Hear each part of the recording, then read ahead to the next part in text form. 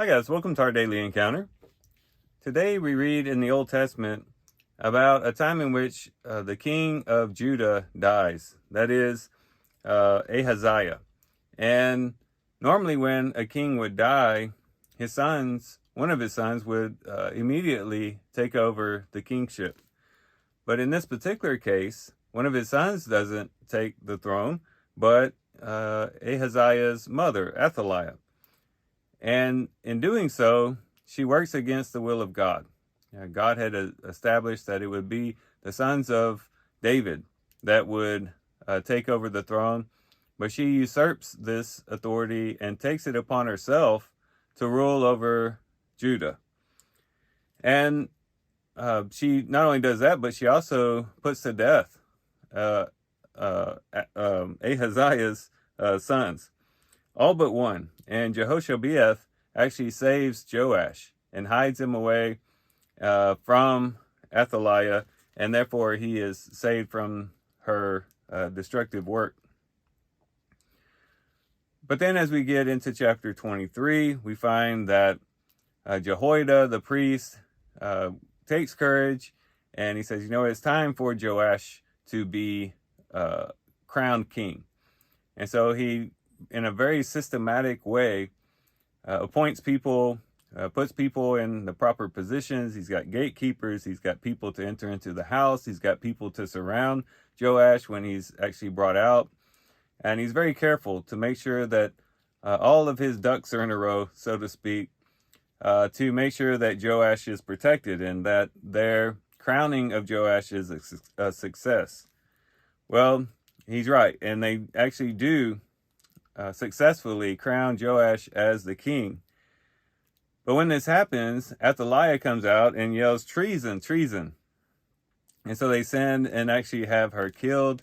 And we see Athaliah actually put to death and Joash taking on the role of king from that point on.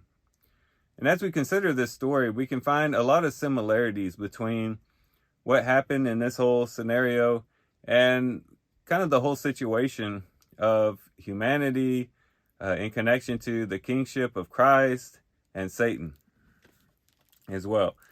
Because as we think about it, Athaliah can be a picture or a symbol of Satan. Satan does exactly what Athaliah did, and that is try to usurp the authority of Christ on this earth. In 2 Corinthians chapter 4 and verse 4, he's called the God of this world, not because he's truly God, but because people have submitted themselves to him. And in that sense, he has become the ruler of the world as he has subjected people to himself through his many devices and snares and traps and deceit. In Matthew chapter 4, there you have Satan actually offering Jesus the nations, which shows that he had some type of authority in order to make that promise that if Jesus would worship him, that he would give him all the kingdoms of the earth. And so in some way, Satan is a ruler of this world, not because he is sovereign, but because people subject themselves to him through his usurping the authority of Christ. And so Satan can be like Athaliah, we could say, and has not subjected himself to God's promise that the son of David would be the one that would reign eternally, and he is trying to take that role upon himself. But we also have the king hidden today. Christ is hidden, much like Joash was hidden. As we read in 1 Peter chapter 1 and verse 8, there Peter says, "Though you have not seen him, you love him."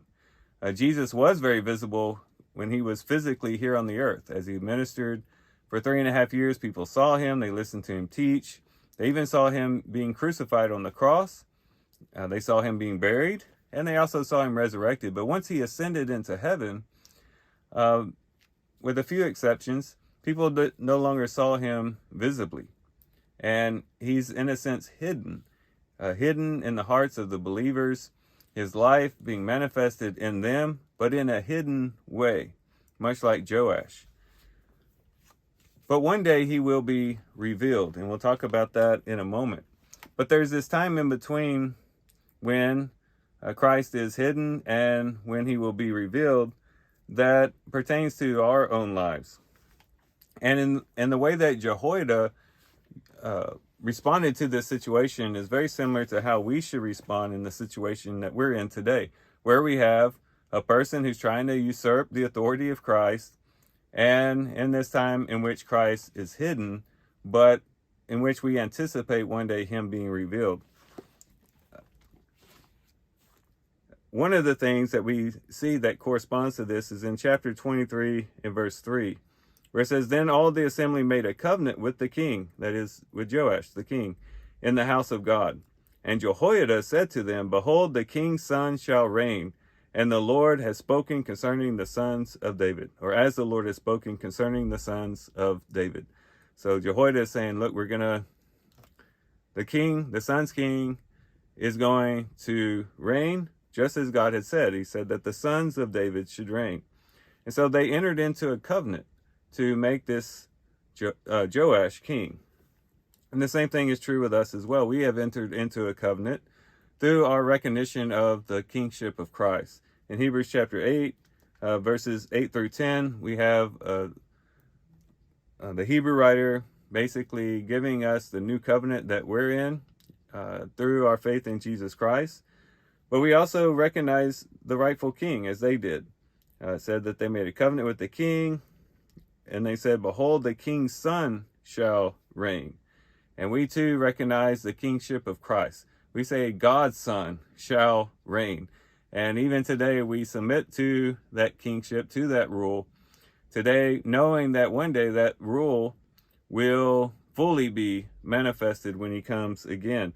And which is what they anticipate through their subjection to the king of Joash. His rule, he was the rightful king, but his rule hadn't been fully manifested. But still they were recognizing the fact that he was the rightful king and subjecting to that reign. And then they have the priests entering into the house. Verse 6, it talks about, But let no one enter the house of the Lord except the priests and the ministering Levites, that they may enter, for they are holy. And let all the people keep the charge of the Lord. And in the new covenant, we are all priests, as 1 Peter chapter 2 and verse 5 talks about. It blends together these two ideas, that we are living stones being built up into a spiritual house, into a priesthood. Later on, he calls us a royal priesthood. We are a priesthood. We are both at the same time God's priests, but we're at the same time God's house, his building, his temple, as we've talked about in previous devotions. But then they were also to stand guard, armored, ready to protect that precious king that was going to be revealed. And we too are to stand guard as well. In this particular context, in verse 7, it talks about the Levites will surround the king, each man with his weapons in his hands. And then also in verse 9 and 10, it says, Then Jehoiada the priest gave to the captains of hundreds the spears and the large small shields which had been King David's, which were in the house of God. He stationed all the people, each man with his weapon in his hand, from the right side of the house to the left side of the house, by the altar and by the house around the king. And so we too, in a sense, surround the king. We're in the presence of the king, but at the same time, we stand armored there as well. In Ephesians chapter 6, we're told to stand firm and to be fully armored. And in doing so, we protect ourselves from the flaming arrows of Satan. Again, this is Ephesians chapter 6, verse 10. Finally, be strong in the Lord and in the strength of his might. Put on the full armor of God so that you may be able to stand firm against the schemes of the devil. They needed to stand firm against the schemes of Athaliah. We need to stand firm against the schemes of the devil.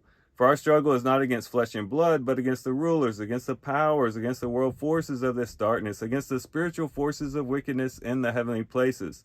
Therefore, take up the full armor of God, so that you will be able to resist in the evil day, and having done everything, to stand firm.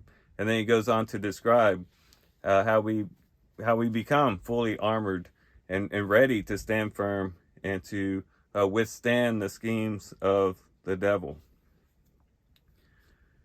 And then as we go back to our Old Testament text, they also remained on guard continually. In verse 8, it says, "So the Levites and all Judah did according to all that Jehoiada the priest commanded, and each one of them took his men who were to come in on the Sabbath with those who were to go out on the Sabbath, for Jehoiada the priest did not dismiss any of dismiss any of the divisions." So normally you'd have divisions coming in to do their duty, and then you'd have some leaving there on the Sabbath. But here he said everyone needs to stay. We need all hands on deck. We need to continually remain on guard to make sure that the king is protected and that kind of thing. The same thing is true with us as well. We as Christians have to continually stay on guard. We can't enjoy a day of rest because our enemy doesn't ever rest. We continually have to stand guard against the devil.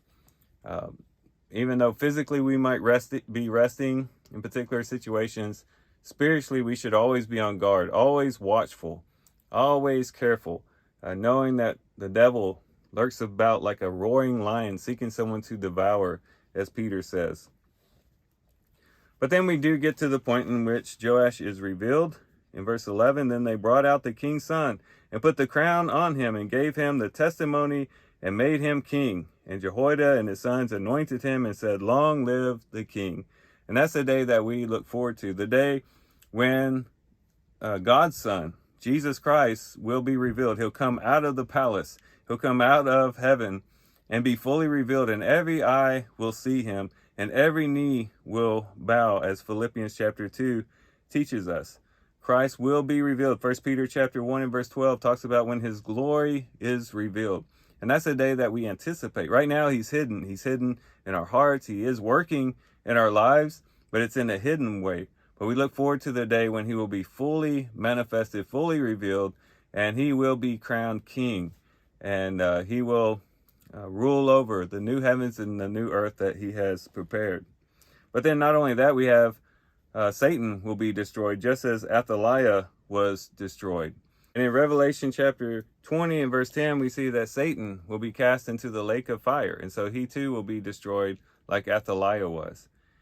And so in all these different ways, we see similarities between the situation here with Joash, with Athaliah, with Jehoiada, and the people there in Jerusalem. And hopefully we can take encouragement from this to say, yes, there's an enemy that's trying to usurp the authority of Christ at the present moment. But what we need to do today is to stand firm, to guard those precious things that we've come to receive through Jesus Christ, stand firm against the schemes of the devil, and anticipate the day in which Christ will be revealed fully, and that he will take his place on the throne, he will be crowned, and the enemy will be cast into the lake of fire. And so this is a somewhat of a comprehensive view and picture of what we experience as Christians and will experience as Christians in the future. So these are some things to think about as we do our reading today. And with that, guys, I do thank you for watching the video today. Hope you guys have a great day. Love you guys. God bless.